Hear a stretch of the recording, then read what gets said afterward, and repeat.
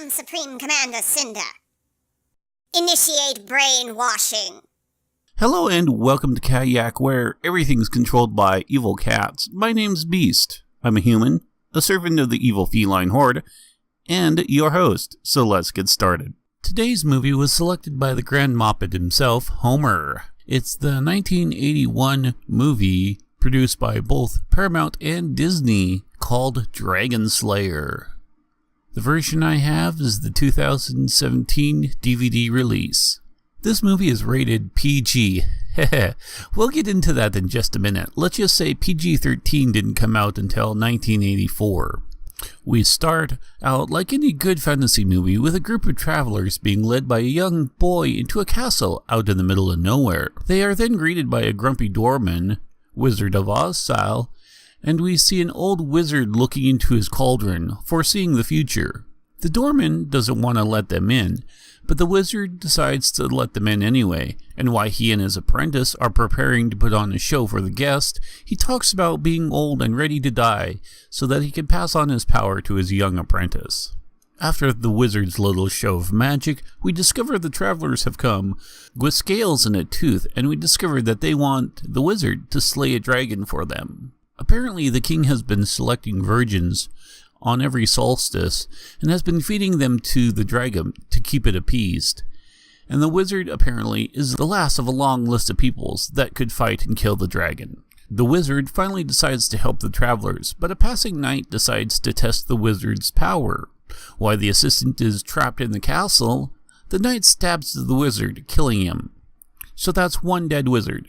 There's a wizard funeral, which is very much like a Viking funeral, only with green flames, and afterwards, the grumpy doorman gathers the wizard's ashes. Meanwhile, the assistant is cleaning up the wizard castle, and suddenly discovers that the powers have been passed on to him, so he decides he wants to go help the travelers. The apprentice and the doorman leave and finally come upon the travelers, who had left earlier. Meanwhile, the king has selected a new sacrifice for the dragon and has chained her to the post out in front of the dragon's lair. She struggles and manages to free herself, but before she can escape, she is blasted by fire. So that's one dead virgin sacrifice.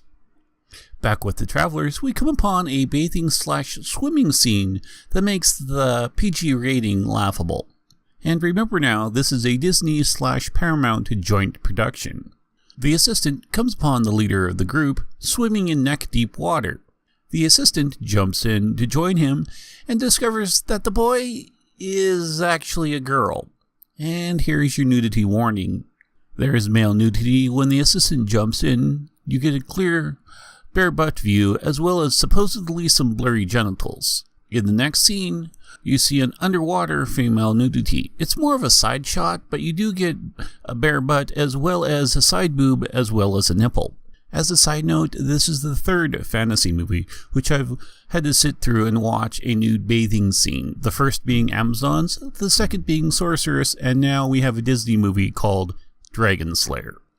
Elsewhere, the knight from earlier attacks the main body of the camp. After a brief discussion about her gender and why she hides it, the apprentice and the girl find the grumpy doorsman, and he gives the apprentice the wizard's ashes and tells him to put them into a lake of fire, and then he dies.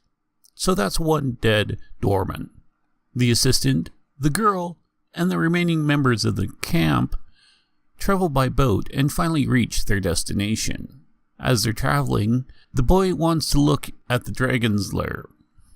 He sneaks inside and discovers a few scales before the cave begins to fill with smoke, and he leaves.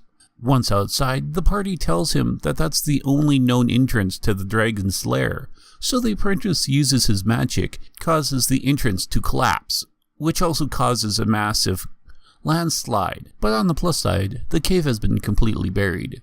Later, back at the village, there is a massive celebration going on.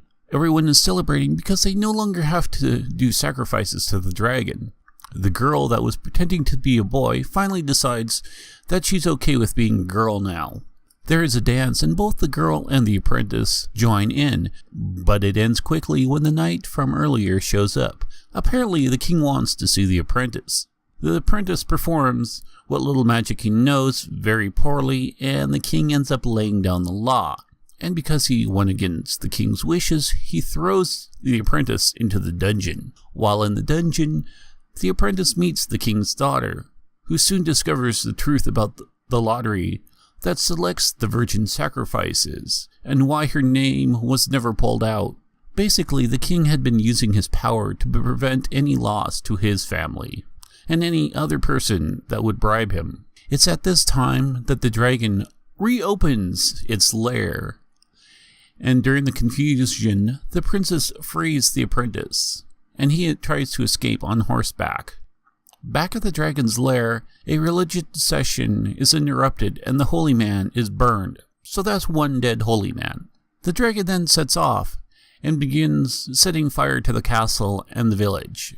The knights come to the girl's house looking for the apprentice, but her and her father have hidden him in a small space below the anvil.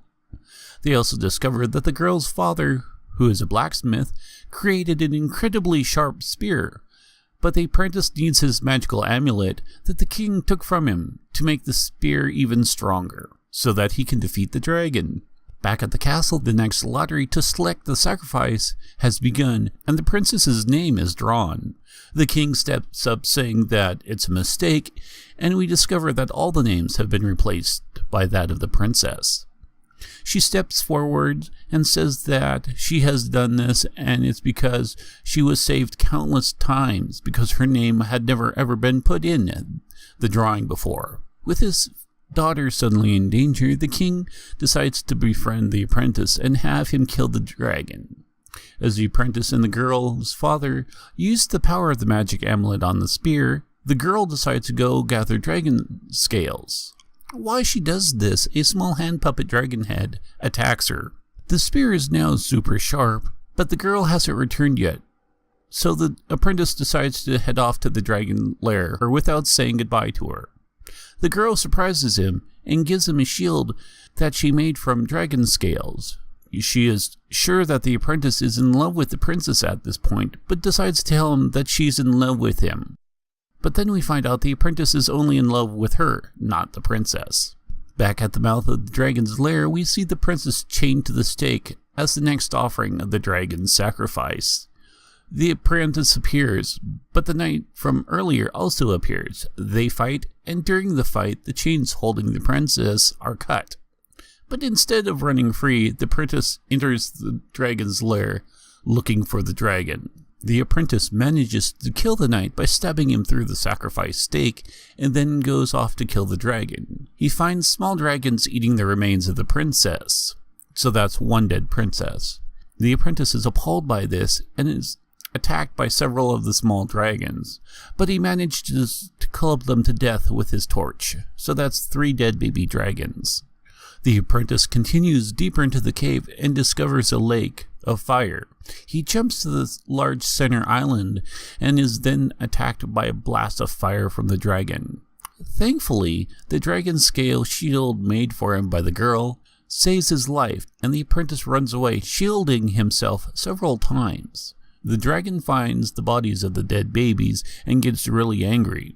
It sees the shield ahead, but the apprentice is not behind it this time. He is above the dragon on a ledge holding the spear. He jumps and lands on the dragon's neck, but is quickly thrown off. He stabs the dragon in the throat.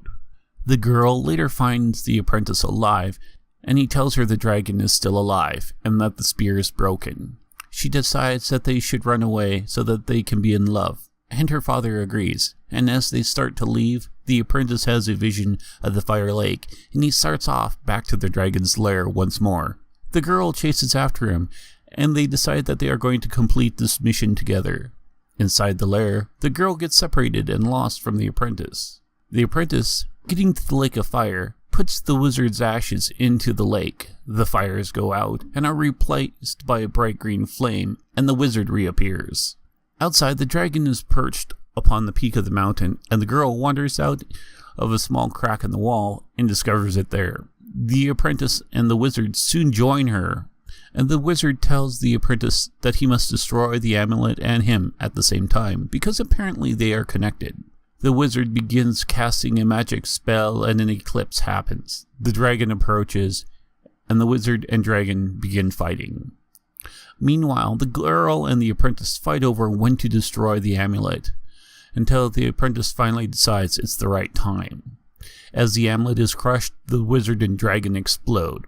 So that's one dead dragon, one dead wizard, again. There is a scene at the end where the king arrives at the smoldering corpse of the dragon and claims the kill for himself. And then the apprentice and the girl go off to be in love. The end. So being a PG movie from Disney, this sure has a bunch of death in it. 10 in fact. And a nudity scene. Now granted, early 80s was definitely different times for standards and practice.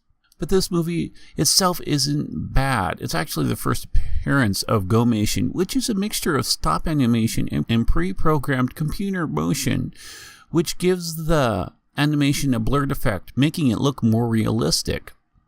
George R.R. Martin of the Game of Thrones books is credited to saying that the dragon in this movie is the best one ever put to film. Overall, this is the typical fantasy storyline.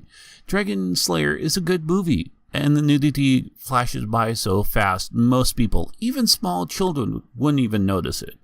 It has action and adventure, and just the right amount of fantasy. I give it 3.5 out of 5 paws.